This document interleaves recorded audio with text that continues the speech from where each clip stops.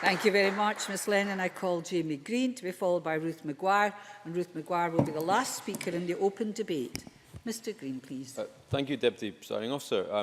First of all, I should refer members to my register of interests, which is a voluntary statement on my ownership of internet domains. The challenges in keeping young people safe online stem from the fact that technology and the pace of changing technology is so fast, especially over the last 10 years. When I was young, we had no internet, no mobile phones, and dare I say, we used to write letters to each other. I know. But for all the benefits that technology brings, it's fair to say that it brings many dangers, and we spoke about that in great length today. Just this week in the Parliament, I welcomed a group of P7 students from Glen Garnock campus in North Ayrshire, a group of 11 and 12-year-olds to the education services in the Parliament. And every single one of them owned a smartphone. I asked the question whilst I was there, knowing I had this debate coming out this week. And when I told them that I was speaking in the debate about what the government is doing to try and improve safety for children online, I said to them that they should know that not everyone on the internet is who they say they are. And I have to say I was quite surprised by the response. Lots of them were nodding in agreement, but some of them looked quite confused and bewildered by that comment. And I think therein lies the problem. So I think I support this action plan for that very reason, is that there are still many young people out there who have access to the internet and smartphones and tablets, possibly using apps that their parents don't know exist, never mind that they're downloaded onto their devices, but yet aren't quite familiar with the concept that not everyone is who they say they are. The word collaboration has been used many times today, and I think that's absolutely key. Therefore, I welcome the government's commitment to work with the UK government on the age verification provisions within the Digital Economy Bill, which has recently gone through Westminster. I think that's a very positive step. A collective responsibility falls on all governments, I think, to ensure that the internet is a safe environment, or is at least as safe as it can be.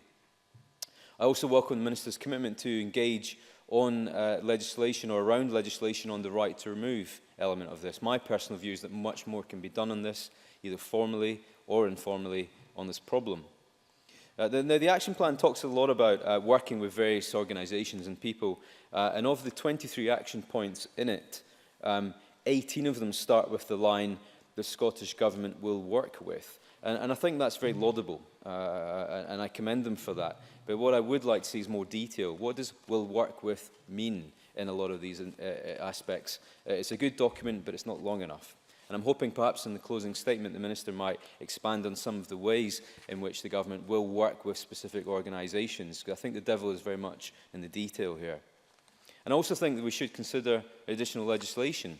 If an action plan doesn't suffice, or we as a Parliament in a few years' time think we haven't made improvements, then what legislation could we look at? And I'm very open-minded to that. The internet is home to many new innovations. I'd like to draw our attention to one of them specifically, and that's dating apps on smartphones. They've become quite the norm, but they often fail on age verification.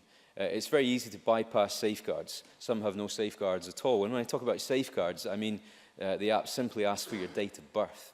Now that to me is not a safeguard. And likewise, it's all too easy to hide behind the anonymity of an internet profile. And unfortunately, there have been a handful of really tragic cases where things have gone quite horribly wrong. When I was living in London, the gay community was really rocked by the needless deaths of 4 young men who had met their tragic fate at the hands of someone they met on a dating app. And that really brought it home to me and my friends how serious this issue is. But we do have to be realistic. Young people are using the internet in the same way that adults are.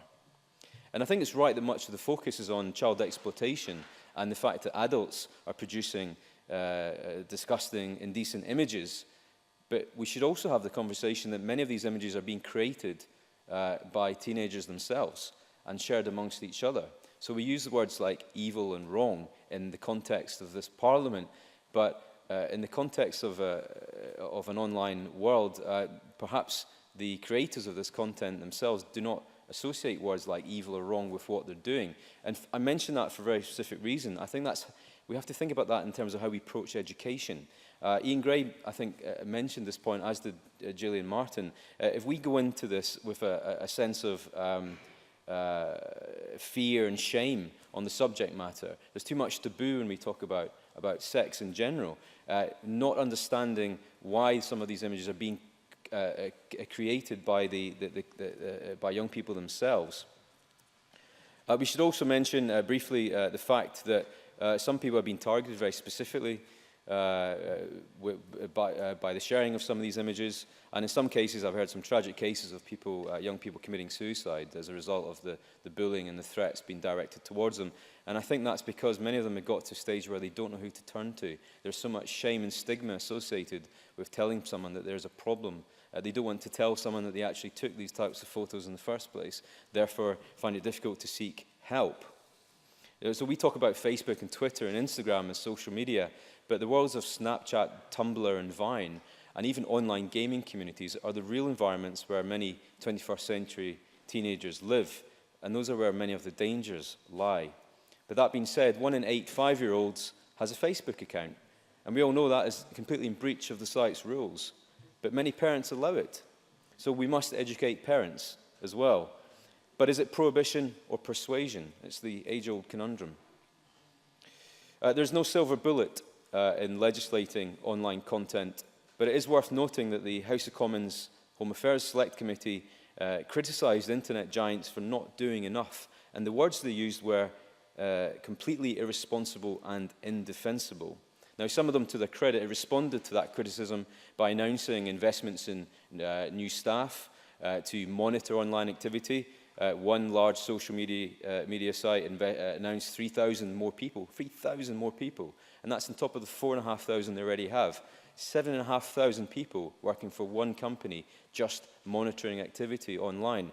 That sounds great, but that same site has 1.9 billion users.